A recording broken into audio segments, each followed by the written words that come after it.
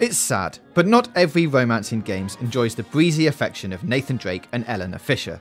The reality is, if you're a virtual hero looking for Mr. or Mrs. Right, it's likely you'll end up with a prehistoric kidnapper than a tall, dark and handsome stranger who opens doors for you.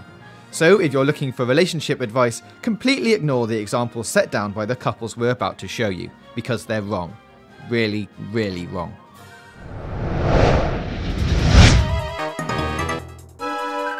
We don't want to judge a 14-foot glorified iguana's infatuations, but pairing a mentally unhinged dinosaur with dainty human royalty is like throwing a pack of howler monkeys into the Bachelorette and expecting happy matrimony to come out of the flea-picking equation.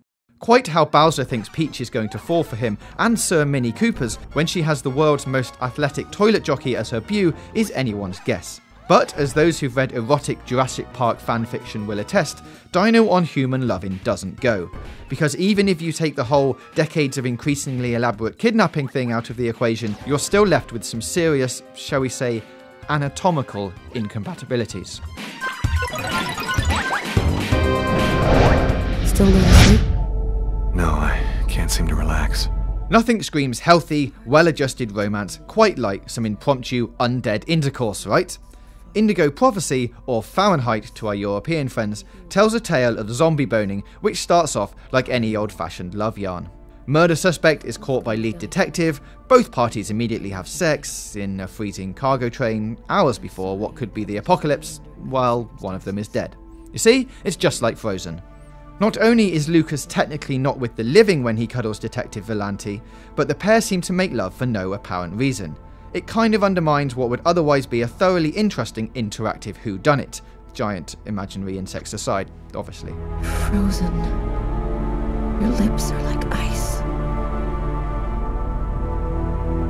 I love you, Lucas.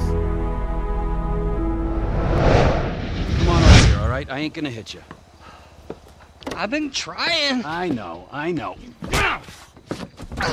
Warning, if you haven't finished GTA 5, there's something wrong with you, and this entry may contain spoilers. Trevor Phillips is not just a mass-murdering scamp, he also has a higher sex drive than Glenn Quagmire and Austin Powers combined. And no one in GTA 5 is free from his unwanted romantic overtures. Fitness-obsessed cougars, a kindly grandmother figure, semi-willing kidnapping victim, or the significant other of a certain member of the Lost. Trevor's libido knows no bounds. Spare the largest drop of pity, though, for one Floyd Herbert. Whether it's going all Wire Season 2 on Floyd by exploiting his job at the docks, or switching to Trevor just as he's finished vigorously spooning his terrified roomie, there's no danger of this twisted Los Santos love story getting a Snow White ending. You can jerk me off if I get bored. I'm joking. You can suck me off. Are we gonna stop for ice cream?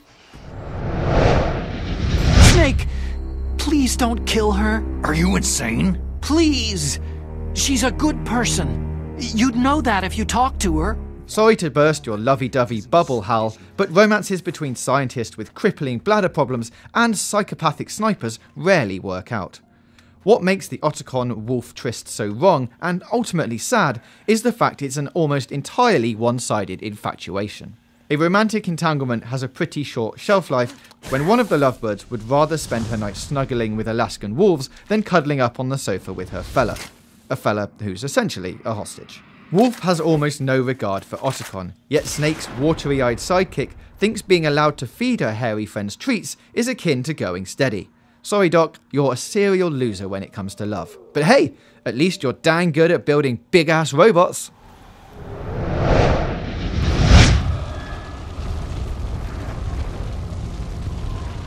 Will they, won't they? The sizzling, extra backstabby relationship between Ada Wong and Leon Kennedy isn't exactly Ross and Rachel.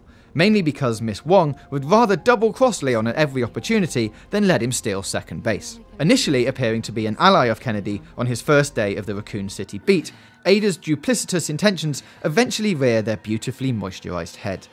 After returning from what looked like certain death, Wong's motives are even murkier in Resi 4. One minute she's making Leon's efforts to rescue the president's daughter a nightmare about questionable MDs in burlap sacks, and next she's saving him from Las Illuminados. Maybe one day she'll give up all the T-virus scheming to settle down and raise an undead bashing family with Kennedy. It's something to aim for, at least.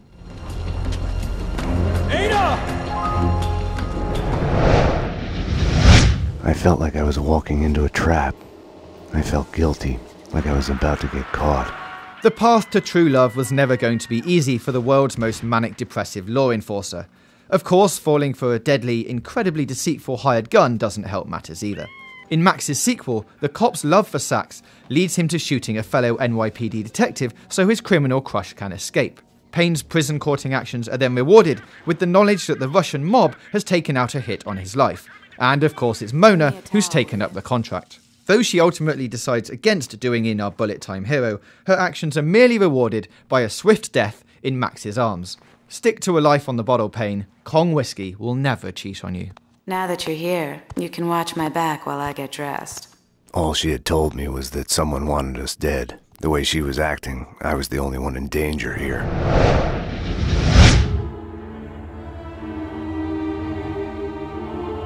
Unlike most of the lovelorn gentlemen and overweight lizards on this list, the near-mute hero of the piece here at least has noble intentions. Too bad that nobility in trying to resurrect his dead love leads to the slaughter of 16 incredibly sad stone-faced giants.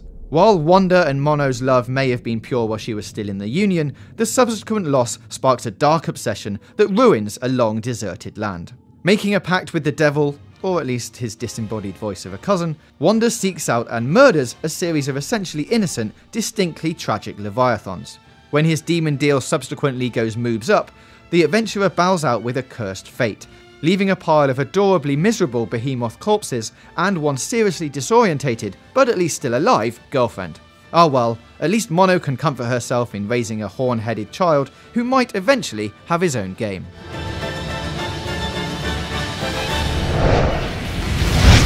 I'm Sonic! Sonic the Hedgehog! Not that irritating hedgehog again! Dear Lord, just no. If you really need to know why the budding fling between a 3-foot-tall hedgehog and a delicate teenager is wrong, then you're clearly taking dating tips from Buffalo Bill's Guide to Wearing Your First Skin Suit. Oh no, here comes the vomit again. If you can think of any more wrong-headed love stories in video games, then please keep them to yourself. We don't want any of that filth here. Well, okay then, tell us in the comments below, and while you're there, don't forget to subscribe. I've got it! And don't worry, I'll rescue you! I know. That was a pretty sweet video, right? If you want to see more, go to Games Radar's YouTube page over here. Or if you want to read, maybe up your game a little bit, go to GamesRadar.com.